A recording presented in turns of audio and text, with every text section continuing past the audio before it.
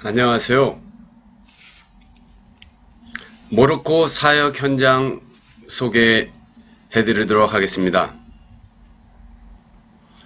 오늘은 모로코에 대한 종족 분포도 이해, 그리고 전도는 어떻게 가능한가, 어떻게 전도하는가, 베르베르족 전도는 어떻게 하는가, 복음에 대한 이해는 어느 정도인가, 복음에 대한 수용적 태도는 어떠한가, 복음화 전략은 그 밖의 인프라 구축 및 향후 과제 및 대책이란 일련의 순서로 사역 현장에 대한 소개를 해드리도록 하겠습니다. 그럼 먼저 모로코 종족에 대한 이해를 한번 해보도록 하겠습니다. 보시는 사진과 같이 중앙에 붉은색으로 쭉 가운데를 지나가고 있는 주황색, 이 바탕이 바로 베르베르 종족이 주로 거주하고 있는 지역입니다. 그 외에 서쪽과 동쪽, 북쪽에 보호로 분포되어 있는 흑색깔의 아랍 종족이 분포되어 있는 모습이 보이죠. 크게 베르베르 종족은 남쪽과 가운데 중부와 또 북쪽에 리프라고 조그맣게 형성되어 있는 크게 세 언어로 형성되어 있는 베르베르 종족이 주황색 띠를 이루고 있는 지역이 되겠습니다. 그 밖에 옅은 색의 흑색은 아랍 종족과 베르베르 종족이 함께 섞여 있는 지역으로 이해하시면 되겠습니다. 모로코에 대한 종족은 크게 이렇게 분포되어 있다는 것을 사진으로 보여드렸습니다. 그러면 모로코는 과연 전도가 가능한가? 네. 지금 보시는 사진은 현지인 친구의 가정에 초대를 받은 모습입니다. 같은 거실에 남자의 자리와 여자의 자리가 이렇게 나누어져 있습니다. 모로코에서 과연 전도가 가능한가? 이런 질문들을 많이 받는데요. 모로코라기보다는 이슬람권에서 전도가 가능한가? 라는 질문으로 보통 많이 질문을 해오고 있습니다. 물론 답은 가능합니다. 그런데 그 문화적 특성에 따라서 전도의 방법이 다 다르겠지만 특히 이슬람권에서는 모로코에서는 북아프리카 지역에서는 노방전도라든가 대중 집회전도 어떤 이런 부흥회 또 이런 형태가 불가능합니다. 개인적인 친분을 통해서 서로 간의 관계가 형성되고 서로 간의 신뢰가 회복됐을 때 개인적으로 일대 다수가 아니라 개인적으로 얼마든지 전도가 가능하다는 겁니다. 다시 말해서 구두로 말로 서로 간의 대화를 통해서 자연스럽게 전도를 하면 됩니다. 이슬람권은 종교성이 강한 사람들이기 때문에 우리가 먼저 다가가지 않아도 그들이 먼저 항상 복음에 대하여, 복음이 아니라 진리에 대하여 또 자기들의 신앙에 대하여 관심을 갖고 물어보는 경우가 많이 있습니다.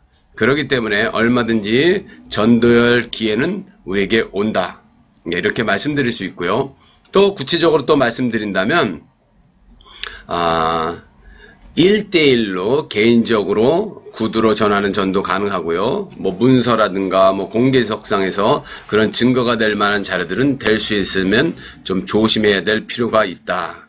이렇게 말씀드릴 수 있겠습니다.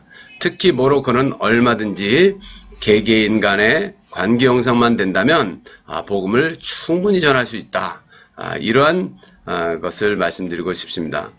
이러한 얘기를 듣지 못한 막연한 이슬람권에 대한 선입견을 갖고 있는 분들은 과연 내가 복음을 전하다가 또 경찰에 잡혀가 추방당하는 건 아닌가, 또 개인적으로 전도를 하다가 이 사람이 나를 또 신고해서 나를 또 추방시키는 건 아닌가, 여러 가지 그러한 두려움에 빠질 수도 있지만, 우리가 이 땅에 들어가는 것은 복음을 전하는 자로서 그들의 문화 속으로 들어가서 그 일들을 가능케 하는 건데, 복음을 전하지 못한다면 우리가 그곳에 있어야 될 이유가 무엇일지 다시 한번 생각해 볼 필요가 있습니다.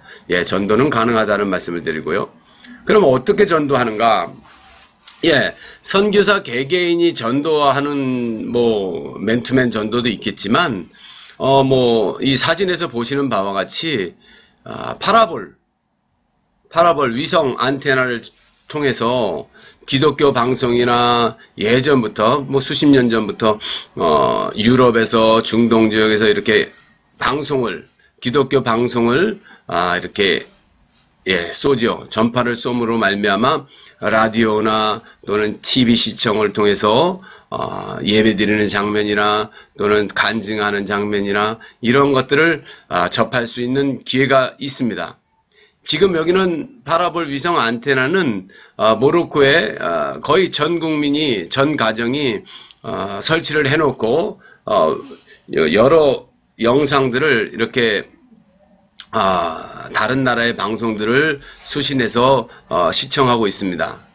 무료입니다. 모로코는 잘 사는 나라가 아니기 때문에 국제적으로 그러한 혜택을 주었습니다. 그래서 그 채널, 상당히 많은 채널 가운데 기독교적인 채널에 관심 있으면 얼마든지 볼 수 있다는 것이죠. 다음으로는 좌측 하단에 있는 사이트는 그 인터넷상에서 기독교 오디오나 문서, 이러한 또 여러 가지 자료들을 인터넷 사이트에서 들어가서 접속을 해서 볼 수 있고 들을 수 있고, 이렇게 관심을 가지면 얼마든지 검색 가능하게 돼 있다는 거. 그리고 우측 상단에 바이블.is라고 하는데, 믿음은 들으면서 난다라는 그러한 그 성경 말씀을 근거로 각 나라, 각 종족, 아직도 복음이 전파되지 않은, 성경이 번역되지 않는 그들의 언어로 성경을 번역해서 오디오로, 또 그렇게 또 문자로 다 성경 번역을 해서 전 세계 곳곳에 종족에게 맞는 자료들이 다 인터넷상에 올라와 있습니다. 예를 들면 조슈아 프로젝트 같은 경우는 이러한 것들이 자료가 많이 구비되어 있죠. 그래서 예수 그리스도의 삶에 관한 영상, 예수 영화죠.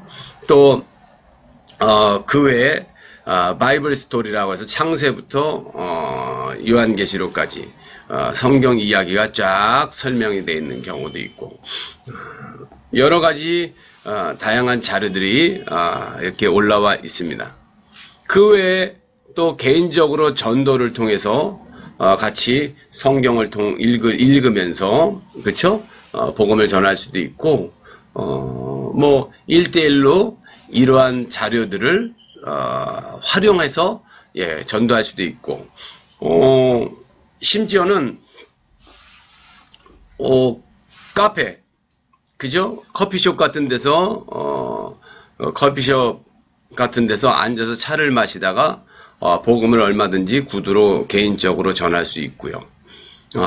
이 사람들은 종교성이 강하다고 제가 바로 이전에 말씀드렸는데, 특히 이슬람역에 라마단 월이라고 있어요. 라마단, 우리가 보통 아는 금식하는 달이죠.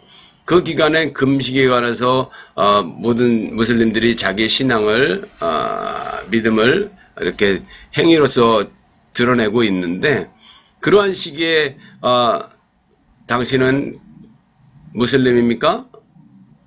당신은 어느 나라 사람입니까? 이런 얘기 하면서 당신은 금식을 하십니까? 이렇게 질문을 많이 해오죠. 그러면 또 그때가 또 적기라고 생각해서 우리는 또 자연스럽게 복음에 관해서 더 깊게 금식에 대해서 어떻게 우리가 태도를 취하고 있고 어떤 금식을 하고 있으며 또 그로 말미암아 바람직한 예수 그리스도께로 안내하는 물줄기를 만들어가는 것이 이제 주도적으로 우리 선교사들은 보통 크리스찬들은 하죠. 그 다음에 또 희생절이라고 양을 잡는 절기가 있어요. 가장 큰 명절이기도 한데 그날은 또 너는 무슬림이니 또 양은 샀니 양을 잡아야 되니까 양을 샀니 그러면서 관심을 갖고 또 물어보는 경우가 많습니다. 그럴 때 네, 가볍게 우리는 그에 대해 답을 하죠. 우리 성경은 뭐라고 말하죠? 예, 양을 잡는 더 이상의 희생은 이제는 의미가 없지요. 단번에 영원한 제사를 예수 그리스도께서 직접 희생 제물이 되어서, 그죠? 대제사장으로서 그 율법을 완성하시지 않습니까? 그런 것들을 통해서 우리는 복음을 전할 수가 있습니다. 그럴 때 우리는 질문을 하죠. 네, 맞습니다. 양을 잡는 절기, 희생절. 당신네들은 언제부터 그렇게 이런 절기를 지냈습니까? 그럼 뭐 아브라함 때부터라고 그러면서 얘기를 하면서 아브라함이 이삭을 바친 게 아니라 이스마엘을 바쳤다고 얘기를 하고 있어요. 그러면서 하나님께서 순양을 대신 제물로 주셨다라는 대목에서 우리는 어떻게 말할 수 있습니까? 세상 죄를 지고 가는 하나님의 어린 양을 하나님께서 보내주셨다라고 말합니다. 그리고 저 같은 경우는 하도 그런 질문을 많이 받아서 양을 샀니 이제 제물로 드릴 양을 샀냐는 뜻이죠. 그래서 안 샀다 그러면 하면서 좀 안쓰러워 합니다. 가난해서 그런가 하고 좀 안쓰러워 합니다. 그들의 문화가 그래요. 그래서 저희는 얘기하죠. 아브라함이 양을 샀냐고 아니면 하나님이 줬냐고 그런 얘기를 하면서 말을 합니다. 그러면 당연히 하나님께서 양을 예비하셨다가 주셨다 이렇게 얘기를 하죠. 그 사람들도. 그러면 하나님은 아브라함은 양을 안 사고 하나님으로부터 받았는데 왜 당신네들은 사냐? 저는 그래서 나는 안 산다. 하나님이 주셨다. 그러면 그 양이 어딨냐고 묻습니다. 그래서 세상 죄를 지고 가는 하나님의 어린 양이 내 안에 이미 희생양으로 들어와 계신다. 그래서 그분이 죽으셨기 때문에 제사를 해마다 양을 사서 드리지 않아도 영원한 제사가 되었다. 이런 설명을 통해서 복음을 전하기도 합니다. 얼마든지 전도할 기회는 많다. 저 같은 경우는 고속버스 타고 가다가 휴게실에서 한여름인데 갑자기 예수 그리스도의 강림 찬송이 막 틀어져 있는 거예요. 깜짝 놀랐죠. 고속도로 휴게소에서 어떻게 음악이 흘러나오는데 예수 그리스도의 강림 찬송이 나오는지. 그래서 천사들의 노래가 하늘에서 들리는 이런 찬송이 들리는 거예요. 전 너무 기뻤어요. 이슬람 땅에서 그것도 무슬림들 고속도로 휴게소에서 이 찬송이 들리니 너무나 기쁘죠. 그냥 단순히 음악으로 들었을 거라고 저는 생각을 합니다. 근데 제가 그 찬송을 듣고 너무 좋아서 휴게소 그 물건을 파는 주인에게 말했습니다. 이 노래가 무슨 노래인지 아시냐고. 그래서 모른다 그래서 제가 대답을 해줬습니다. 이게 바로 하나님이 이 땅에 인간으로 오시는 예수 그리스도의 탄생을 기뻐하는 찬양이다. 그랬더니 끌려 그러더라고요. 그래서 제가 잠깐 멈추라고 그러면서 하나님께서 나를 이곳에 지나가게 하시고 이 찬송을 듣게 하시고 당신과 대화하게 하신 것이 우연이라고 생각하지 말라고 예수 그리스도의 복음에 대해서 5분간 제가 복음을 전했어요. 때마침 손님이 없었어요. 그래서 복음을 다 전하고 나니까 그 사람이 다른 사람들이 손님이 몰려 들어오는 휴게소에서 일이 있었고 그래서 전화번호를 이렇게 받아가지고 차후에 만나기로 하고 이렇게 한번 헤어졌던 적이 있습니다. 네, 하여튼 전도할 기회는 얼마든지 많다.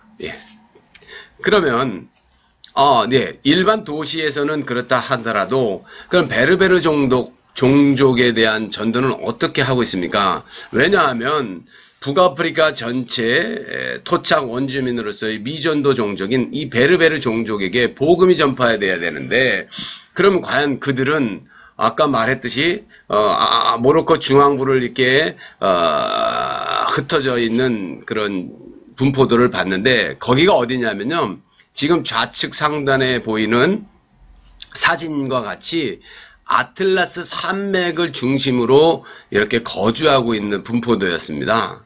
좌측 상단에 보면 좀 이렇게 좀 구름같이 보이지만 이게 높은 산이에요. 근데 한국처럼 뾰족뾰족한 산은 아니더라도 제법 높은 산들이라는 거 말씀드리고 싶고요. 그래서 이 베르베르 종족이 이러한 산간 지역을 중심으로 살아가고 있어요. 제가 정확히 몇 퍼센트는 알 수 없습니다. 그러나 산간 지방에 제가 볼 때는 전체 베르베르 인구의 50%는 분명히 넘습니다. 예. 그리고 중소도시에 좀 흩어져 살고요.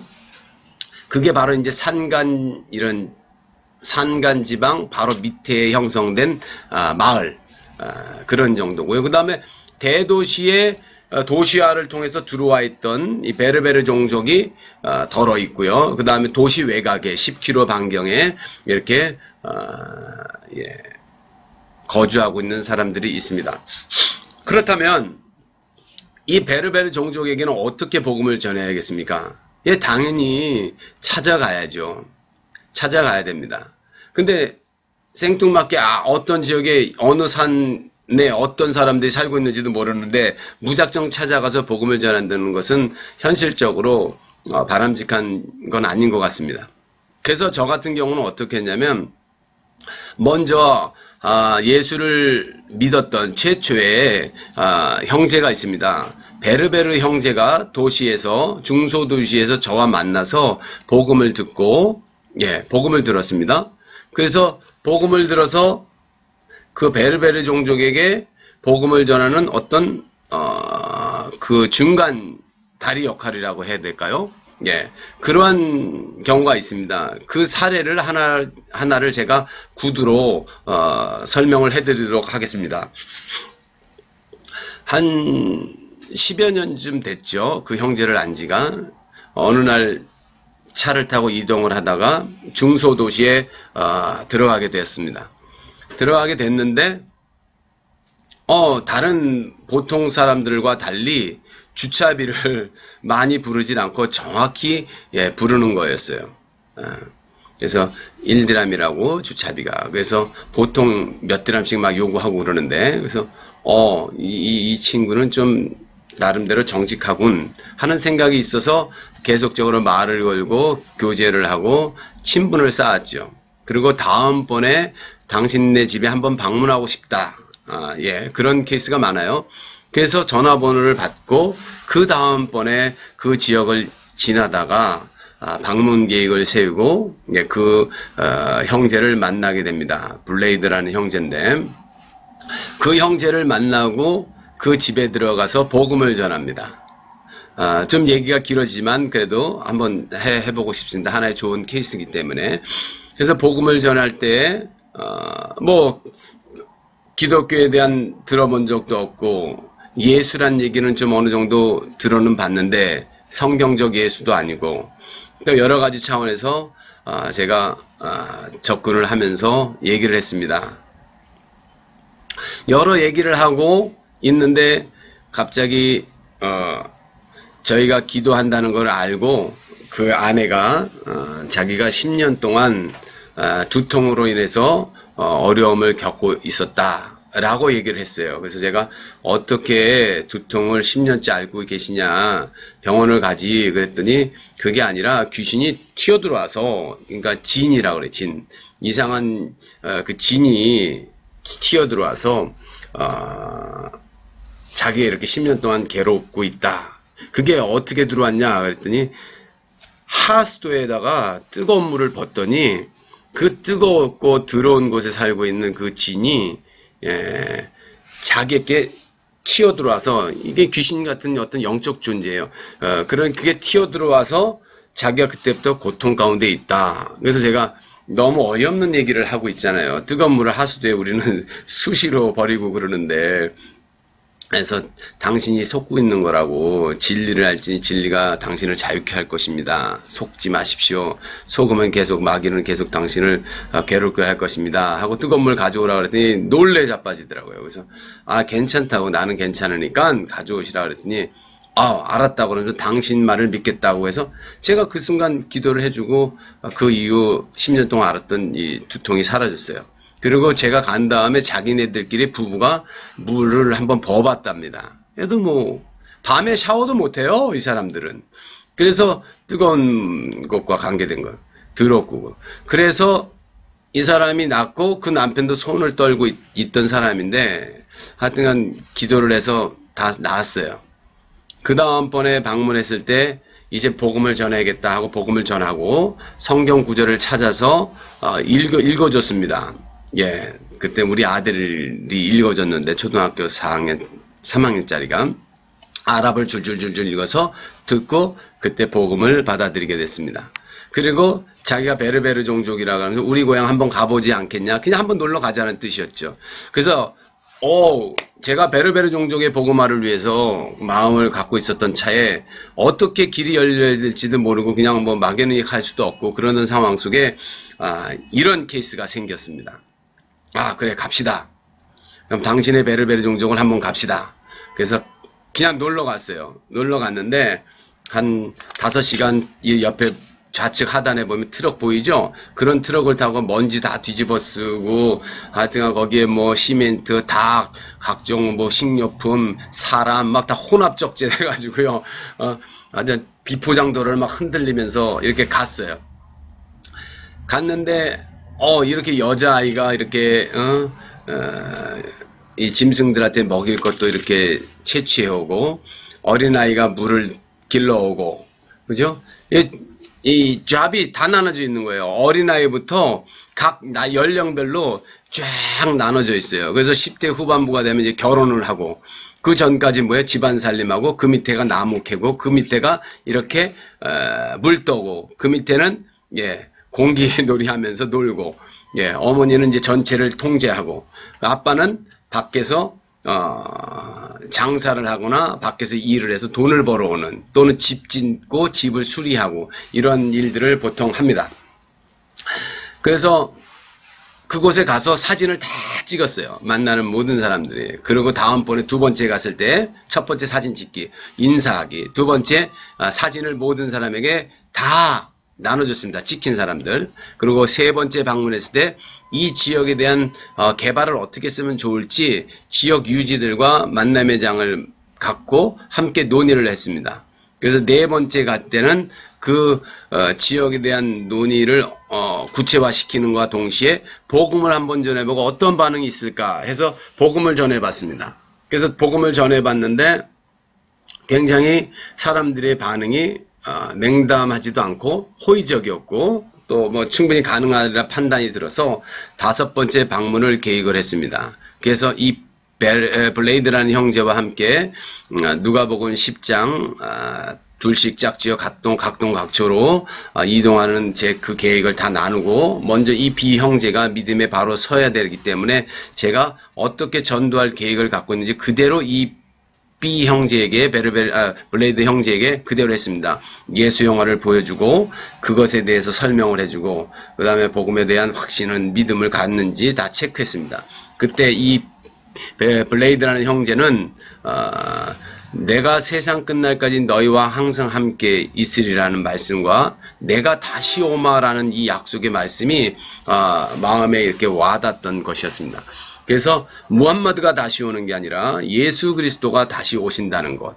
그것 때문에 이제 그때 당시에 이제 노트북이 있었습니다. 그 전 시대는 이런 산간마을 다닐 때 영사기를 들고 복음도 전했던 것 같아요. 근데 저는 노트북에다 예수 영화를 담고 가장 먼저 이 블레이드라는 형제의 작은아버지 집으로 방문을 합니다. 형네 집으로 먼저 방문하고 그 다음에 작은아버지 집에 방문을 하고 이렇게 차차 복음을 그 마을에서 전하고 테스트만 한 거죠. 그 다음에 다른 마을로 가게 되었습니다. 다른 마을에는 추수식이라서 남자들이 집에도 없고 그래서 어서 오시라고 웰컴을 잘 안 합니다. 그리고 사람들이 또 경계의 눈초리도 하고 관계성이 형성이 안 되다 보니까 그래서 다른 마을에서는 전도를 좀 뜻하고 계획된 대로 안 되고 이 형제가 있는 마을에서만 이 전도 활동을 했던 기억이 있습니다. 그래서 그때 이 예수 영화를 보여주고 예수 CD를 이 형제에게 또 전달해 줬습니다. 필요한 사람들에게 전달해서 볼 수 있도록.